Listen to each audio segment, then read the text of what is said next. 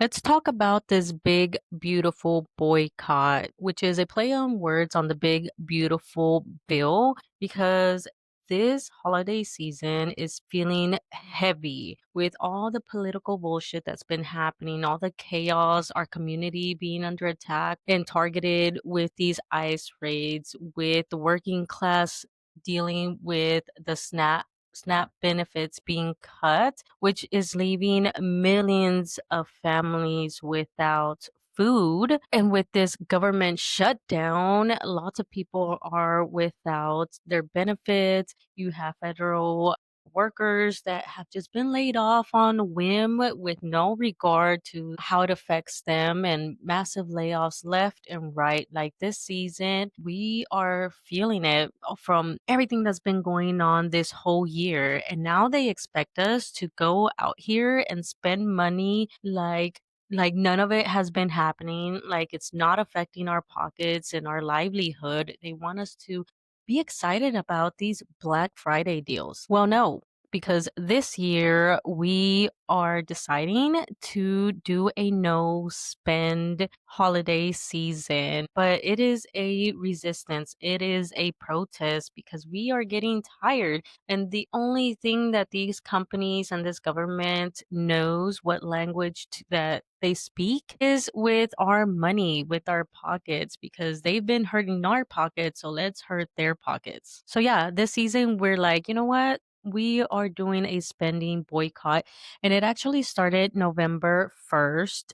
And it's basically no shopping sprees, no maxing out your credit card, no guilt fueled gift buying, because we all see those commercials about, like, oh, give your loved one this or give your loved one that, or your kid wants this or that. And they really play on that guilt to really push you to buy. So we're not falling for that this year. Instead, we are going to focus on spending quality time with our families, making memories, and really building and supporting our community because we really need it. And it's not about depriving ourselves of the holiday season, because a lot of people enjoy the holidays. I know I do. It's just that it has really become very capitalistic, and the focus has been on gift giving and opening presents and buying things. And even with the decor, we've gone crazy with having to buy new ornaments every year, of a new tree, new holiday decor, all that stuff. It's always like everything's new. It really shows with the times, because if you've been on TikTok, you've been noticing this Ralph Lauren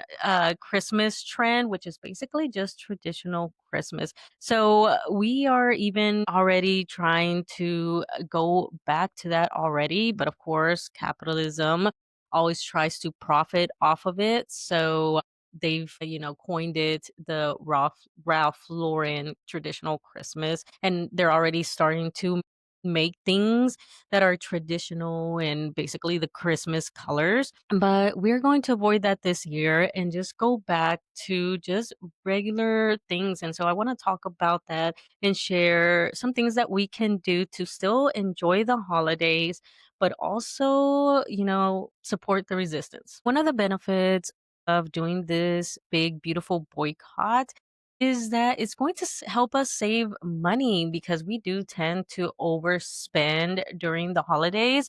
It's very tempting. You get caught up in the magic of the holidays, and you go out there and you want to like show your loved ones that you care for them by buying them gifts and stuff. That puts us at some financial risk. Sometimes people max out their credit cards, and then you spend January, the new first part of the next year, just regretting and dealing with the aftermath of just swiping that credit card. So not only are we going to avoid that, we're going to save our pockets and do it for a good cause as well. So one of the things that you can do, and it's one of the things that I am thinking of doing, and me and my husband already talked about it, that we're going to talk to our families, that, you know what, we're not going to spend money on gifts. The only ones that we are going to purchase anything is my niece.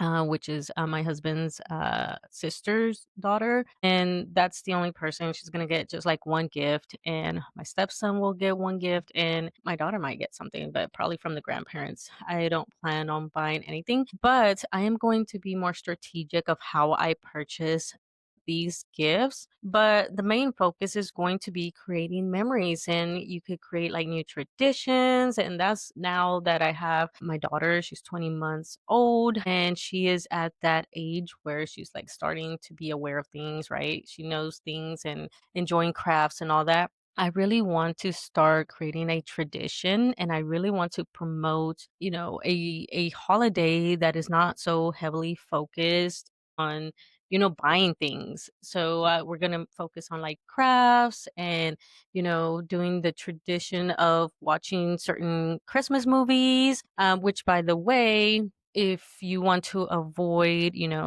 giving the streaming services any money, you could always go to like the thrift store and buy a physical copy, which I do. I have physical copies of movies that I like, that I enjoy. That's what my plan is going to be. Baking cookies and decorating them instead of going out to like Walmart and buying them. We'll just do some basic cookies and everything like that. So just coming up with new things instead of like focusing too much on the gift giving. But if you do want to involve giving a gift, maybe you can re-gift. Now, I know you're going to think like, oh wow, that's tacky to re-gift something or give something that's been in your closet. Now, I'm not talking about to go gift your old chanclas or your old sweater, whatever, but I know we all have those things in our closet or in our house that we bought on a whim, and we said, you know what, this looks cute. I'll find a way to decorate my house with it later, and then it just sits there and collects dust, or that sweater or that dress or whatever that you bought for an occasion that still hasn't come around. You could gift it. Decor, I do that all the time. I used to get decor and be like, oh well, whenever we move or whatever, or I could put this here, and then I come home and you know what, I didn't like it, or it didn't you know fit where I thought it would be. So then I was like, well, then it just sits there. And, like candles, who doesn't buy random candles every time they used to go to the store? So sometimes we create a stockpile. So even things like that, you can regift. And, I know some people might think it's tacky, but you know what's tacky is these big ass corporations that gave money to fund the big ballroom for Trump. That's tacky. Now, something that could go kind of like hand in hand with the traditions, like creating new traditions and things, is we talked about, creating some arts and crafts and everything, but that can serve as holiday decor as well. Like, who remembers when we were younger and we created those like those paper chain? They're like basically a garland, and you cut little strips of construction paper and then you glue them together in chains and stuff. Who remembers that? Or, decorating pine cones, or creating like snowmen out of cotton balls. Like, there's so many crafts out there. All you have to do is like Google it or YouTube it or whatever. And I'm sure TikTok right now is coming out with so many crafts that you can do on a budget, and you could decorate. Like, I am starting to see like people doing those candy dried like orange slices and stuff as decor, all that you can do instead of going out there and buying the pre-made and manufactured, mass produced traditional Christmas decor that we're starting to see. Because um I feel like these corporations are really tracking that we are trying not to buy. And so they're trying to kind of like trick us into this, like, oh, well, this is old tradition Christmas, so you could buy this or whatever. Which, by the way, the thing that kind of triggered to talk about this was Mariah Carey's November first, it's time that really was very tone deaf. Some people are saying like, well, she, recorded this a while back or whatever, and Sephora was in there. And basically, you have to go. I'll link it in the description. If you haven't seen it, like watch it. And it feels very tone deaf because it kind of like talks, like mentions, it hints at the boycott or us trying to not spend or whatever. And Mariah Carey basically says, well, you're going to do it anyways. And she forces the elf to participate in Christmas. So let me know your thoughts on that. Go watch it. Let me know in the comments because the first time that I saw it, because I love waiting for that. That's one thing that Mariah Carey, she's the queen of Christmas and she always like drops that ad or whatever, that video on November 1st. So it's like something that people look forward to. And I was excited. So the first time I saw it, I didn't click because I saw it in like at night, watching TikTok at night in bed. And so I saw it, I was like, oh, and then the next day I looked at it again. I was like, oh wow, like it is tone deaf. Like, oh shoot, I totally like missed that, half asleep, didn't even realize what it was hinting at. So yeah, these companies, they don't give a shit. Okay. So you know what? The only thing that they listen to is money. So withholding our money, and we've seen it with Target with their stocks, and they're having to like lay off people now and everything. So like it does have an effect, and we can, make an impact. We just have to have a little bit of discipline. Other ways that you can still support without spending is, of course, sharing, local vendors, the mutual aid. One thing that I have been seeing about the SNAP benefits is so many people are creating their own food pantries. They're hosting their own food drives, and I see it, and people are donating to people's food drive if they can't donate like food because they're like out of the area, especially like on TikTok, on social media. I've seen it, and people will just donate, and so the person can go buy extra food and create like their own food pantry. So doing things like that, going out and donating your time for established food pantries, soup kitchens, things like that, doing community service and really supporting our community members that are definitely struggling this year because of everything going on. And, even with Section 8 housing being cut or withheld and SNAP benefits and all that. Definitely think anything you can do to, help advertise and push those services out there, you could help that way. But yeah, support doesn't have to be monetary because I know we're all kind of struggling as well, but just helping promote those services. Even if you can't, donate, money or whatever, just share it on social media, share it on your Instagram, on a TikTok or whatever. Just repost it. Everything helps. Now, I understand that sometimes spending is unavoidable, especially because there is a list out there that I will link down below. It's also on the blog that's linked down below for more information. There's a list of who to avoid, what companies to avoid. I mentioned Target, like Starbucks, McDonald's, Walmart, things like that. But sometimes you do need to go get something, right? For example, Walmart might be the only store that's in your area. I know here where I'm at, it's only Walmart. There's no other store that provides, like, if I need to go get socks or, diapers for the baby, like, that's the only store there. But the thing that you can still do is only buy the necessities. So, like, I know when you go buy something, you'll go for like milk, and then you're like, oh, you see a candle or whatever and buy it.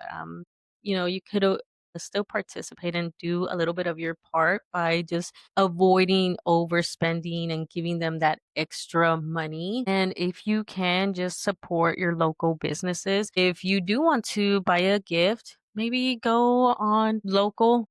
I know on Facebook, I know we're not, Facebook is trash too, but you could go on your local marketplace, your groups or whatever, and there's always like people that are selling like handmade candles and things like that. I will say the only thing is that even if you want to support a small business, some of these were still for this administration and support this type of things like the ICE, right? So it will take a little bit extra, I guess, research and a little bit work to make sure that even the small businesses that you are supporting are not using your money and still supporting this political chaos and all that. And the last thing, one of the best things that you can do is, of course, learn how to manage and grow your money.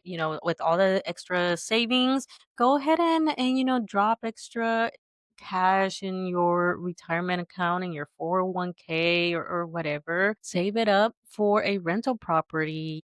I'm a real estate investor.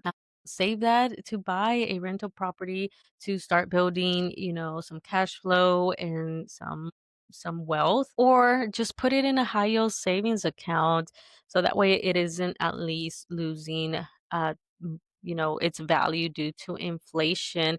And really dedicate some time to learn how you can manage and grow your money. We have lots of people in our community, a lot of Latinas that are out here, a lot of women of color, there's just a lot of minority financial experts that are out here really helping our communities, because the best thing you can do is to get out of the struggle, to get out of that financial scarcity mindset, and get into some financial stability, because it gets you out of that survival mode. It gets you out of like being stressed out to where all you are focused on is surviving, because that's what they want. They want us to struggle. So that way we could turn a blind eye on what they are doing, you know, and we are just, too busy trying to survive and feed our families. And that, I mean, it shows it, because look what has been cut: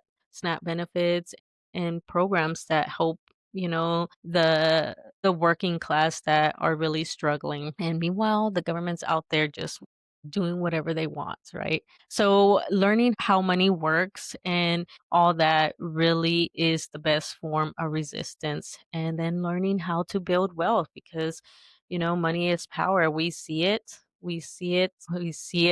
with this administration, how money has influence. I mean, just look what everything is happening.